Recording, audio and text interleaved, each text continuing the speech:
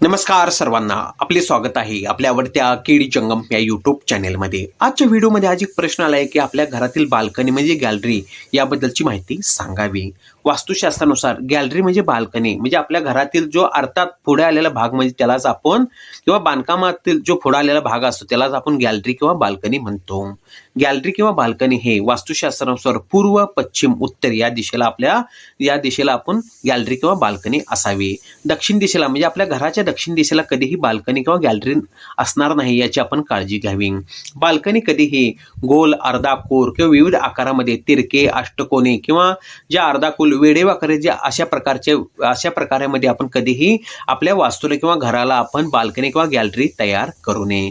Gallery किंवा म्हणजेच balcony ही नेहमी लांब किंवा चौकोनी किंवा आयताकृती ही बाल्कनी असावी। तसेच बाल्कनीला म्हणजे गॅलरीला कधीही ब्लॅक कलर म्हणजे काळा कलर कधीही आपण बाल्कनी किंवा गॅलरीला देऊ नये।